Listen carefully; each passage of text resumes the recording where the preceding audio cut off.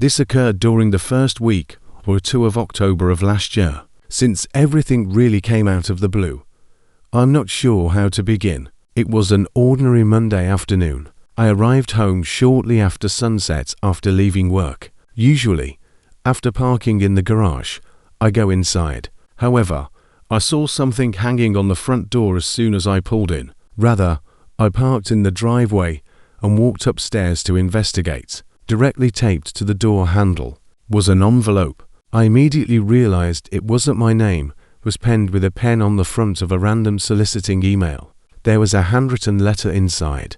Although it was brief, I found what it conveyed to be somewhat unsettling. In essence, the individual stated they expressed interest in me and requested to meet the next day at a certain location and time.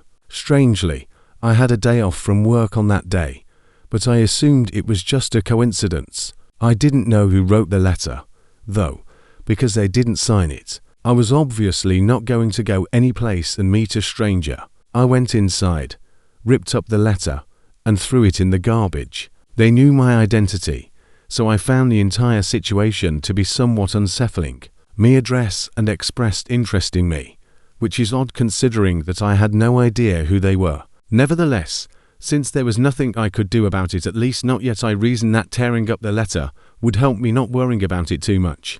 Ultimately, that might have been a dumb joke. I continued my evening and went to bed shortly before 11 o'clock. As I previously stated, I had the next day off, so I slept in and essentially spent the all day inside. I can't even recall what I did during the day, but I do know that I made dinner late around 8 or 9 and immediately began getting ready for bed. I had a long, soothing shower in the bedroom after going upstairs, but I heard the doorbell ring a little distance in. I lifted the shower curtain and listened for a minute, perplexed as to who would have been outside my house at this hour of the night.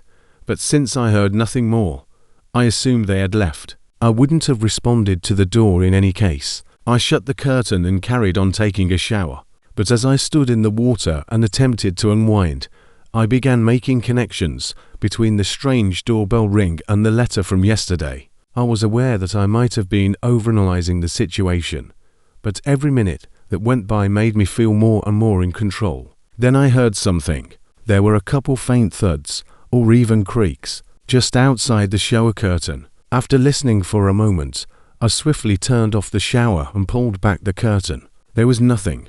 As I stepped out, dried off, and put on my clothes, my heart continued to race. I knew I had to check the front door first. There was nobody outside when I sneaked downstairs and peered out the peephole. I then unlocked the door. A paper slip instantly dropped from the door's crease. I glanced outside before reaching down to grab it. The only sounds were the crickets chirping and the trees rustling in the wind. To the best of my knowledge, the entire neighborhood remained eerily quiet and dark. I closed the door, picked up the paper, and unfolded it. The handwriting on the memo was identical to the one from yesterday. I could feel my cheeks turning pale and my blood rushing as I read it. It was obvious that the author was upset with me. Skipping today's earlier meeting, they seemed to genuinely believe that I would arrive. Additionally, they signed their initials, DN, at the conclusion of the letter. This was really unsettling and disturbing. It was way more than just a small note. This felt way more personal and unsettling and much less like just some small prank. I genuinely didn't know what to do because he was already gone, and I still didn't know who it was. Even with their initials, I had no idea. I paced around the living room for a while, a good 30 minutes at least. Even then, as I paced around in my own home, I kept getting this uneasy feeling that I was being watched. I'd look and check out the windows and the door over and over, but never saw anything. Eventually, I knew I'd have to sleep. Overall, though, I decided that in the morning, I would go to the police station and bring in the letter and see what they had to say about it. I started heading upstairs. As I reached the top, I suddenly heard those thumping or creaking sounds, the same ones I'd heard while in the shower, coming from inside the bedroom. I hurried into the room. Nothing, not a single thing in there to warrant the sounds I'd been hearing. I'll admit they weren't concerning sounds at all. It was just with everything else going on, that it made me feel like everything could be something, even though it likely was nothing at all. I closed and locked my bedroom door just in case, then checked the closet and every other spot in the room to make me feel better.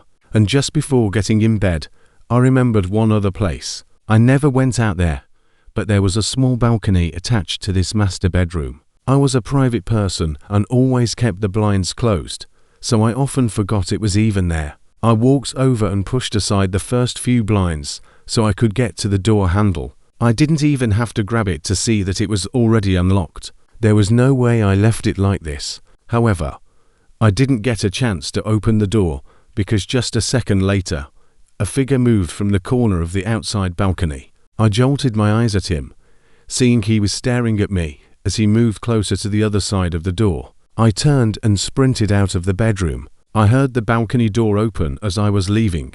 I ran for the closest neighbor I knew would help me. The man didn't seem to be able to find where I ran off to.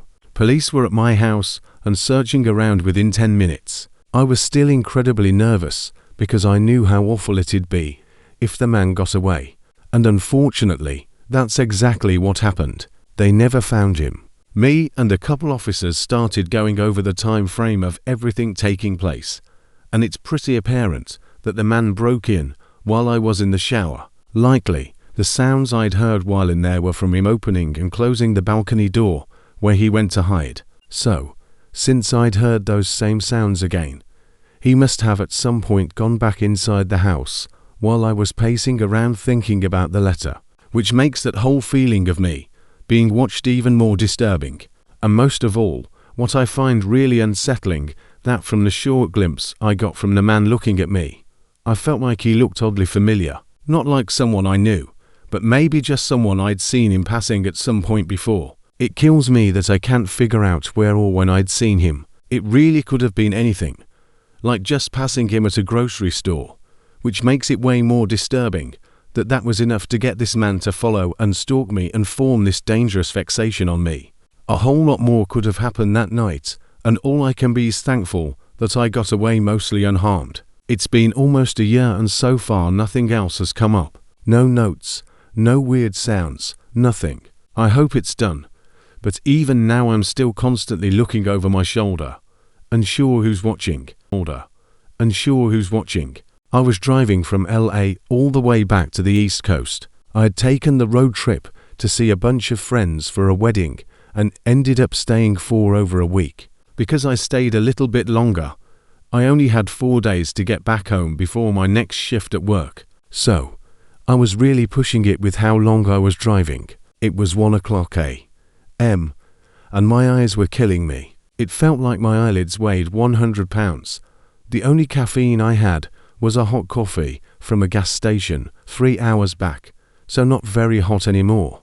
And I was in the middle of nowhere. It felt like a dead highway. Nothing on either side of it and barely any cars or trucks around. Just the occasional car speeding past me, only to disappear down the road 30 seconds later. As I tried to keep my eyes open, I noticed again headlights coming up behind me. They weren't very bright, so it must have been a pretty old car without those crazy bright LEDs everyone has nowadays.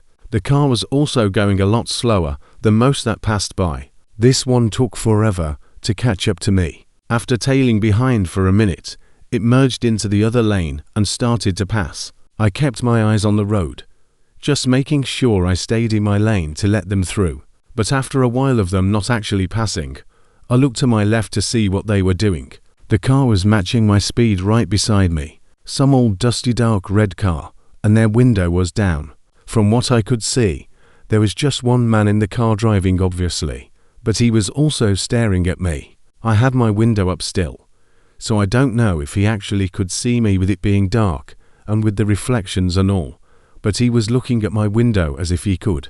The man didn't try to hide it either. His light was on inside his car, so I could see him clear as day. He looked redded and kind of drunk just from his expressions and movements, but he remained at the same speed and just stared at me. It really freaked me out. I tried slowing down, but he slowed down too. I slowed down even more, and again, he matched my speed. So then I slowed down an absurd amount like down to 25 miles per hour on the highway. And finally, he didn't copy me and just held his pace and kept driving. He disappeared down the road a minute later. I didn't know what the hell to think of that. Maybe he was a creep, maybe drunk, or honestly, maybe both. Only a couple minutes after whatever that was happened, I was back to struggling to stay awake. I knew I needed some caffeine and possibly even some rest for a minute. 15 minutes down the road, I pulled off the highway and into a really small rest stop. It looked like just some bathrooms and a coffee machine. No other cars were there. I parked and got out, walking up to the machine and getting a coffee, hoping it'd be enough. By the time I got it and headed back to my car, another car was pulling in. I instantly saw it was the same old red car from the highway earlier. How the hell was he pulling up behind me again? I never passed him, at least not knowingly, and there was nowhere else to pull off. He would have had to pull into the grass off the highway pretty far out and discreetly wait for me to pass. Otherwise, I'd have seen his car on the side of the road. I got in and looked at my mirrors for a second. He didn't pull in behind me, though. He went right up next to me like he did on the highway. I could just feel his eyes staring at me, too much to ignore. I looked over and sure enough, that's what he was doing. Staring right at me with those red unsettling eyes. What did this dude want from me? I turned my car on, but the guy started talking. He was yelling something, trying to get my attention through the window. I looked over again, and he reached over and opened his passenger door, motioning for me to get in. With this disturbingly friendly expression on his face, I started to pull away, glancing over one more time and seeing the instant shift into a dead stare. I got back onto the highway, but the guy followed. He kept trying to do the same thing where he'd merge into the other lane and match my speed. But this time, I wasn't having it. I was getting a little more aggressive, trying to keep him away from me. But he matched my energy, also getting more aggressive. I could have sworn he even tried to pit maneuver me several times, but I braked just quick enough before he could hit my car. Eventually, I saw one of those emergency vehicle U-turn spots, a pass-through to get onto the other side of the highway that went in the opposite direction. In a rather dangerous and illegal split-second decision, I turned onto it before he could even react and follow me. As I safely got onto the other side of the highway and sped in the other direction, I looked in my mirrors. I felt my heart continue racing for a moment. For a second, his brake lights turned on, but it seemed he gave up. As a moment later, his lights faded out and continued the other way. I was shaking for the next little bit, finding a gas station and just taking a break for an hour to cool off and to keep distance between me and that guy. During that time, I put in a tip for the police, mainly saying I thought he was just a drunk driver dangerously, but it didn't come up too much of anything. That was until 4 days later. Well, after I'd made it back home, having time to actually breathe. I looked up if the cops ever caught any drunk drivers on that road recently, thinking I might find the dude's mug shot or something. But what I found made this whole thing more disturbing than I ever could have imagined. A day before I left LA, there had been a disappearance of someone on that very road. They found their car in the grass, and the person was just gone. No traces. The only clue they had was from a different driver on the road, who mentioned they saw a rusty red car driving erratically around the car, but was later found abandoned in the grass. Reading the whole case almost felt like déjà vu. It was exactly like what I experienced that night, only I made it out safely. Had things gone any other way, that night could have taken a really disturbing turn, and I likely would have disappeared, too. This past winter, I stayed in a cabin in the northeast part of Washington state for a week. It was a winter cabin meant for staying in during the cold season and enjoying the winter scenery out in the mountains, which usually wasn't possible in regular three-season cabins. When I got there, it hadn't snowed yet, but by the time I woke up after my first night, snow had begun coming down. It was a lot, too, enough to keep me cozied up inside for the whole day. The fireplace with the cabin look and feel made for a great relaxing time. I got real tired around 9 o'clock p.m. and decided to get to bed, but I had to run out to my car real quick to grab a bag I forgot to bring in yesterday. I put my shoes and jacket on, then opened the door to run outside when I immediately saw that the snow on the porch was messed with, like something had been there. When I got further out, the spots in the snow became more clearly footprints. I could even see the print that their boots left behind. I then looked to see where they came from, but lost sight of them going out toward the woods. There was no saying how long ago this was, but I'd never heard them on the porch. Whoever it was didn't knock or anything. I got what I needed from the car, then headed back in. Since they didn't knock and I didn't get a text from the cabin rental place, I figured it wasn't anything important. I got in bed and fell asleep. For the next 2 days I was at the cabin. There wasn't all that much to mention. I did the same, pretty much being inside by the fireplace all day. But through those 2 days, several more times, I checked outside and saw fresh footprints in the snow. Always the same ones coming up to the porch and going back in the same direction. So on the 3rd day, I decided to go in that direction and see what was out there. I put on a heavy jacket and walked into the woods. The footprints were long covered up by then by the snowfall from last night. So I was just walking in the general direction and remembered seeing them going. I only made it a little ways into the trees before realizing everything looked the same, like it was all just a blanket of snow over everything in every direction. And with the downfall already starting to cover up my tracks, I knew I risked getting lost if I went any deeper.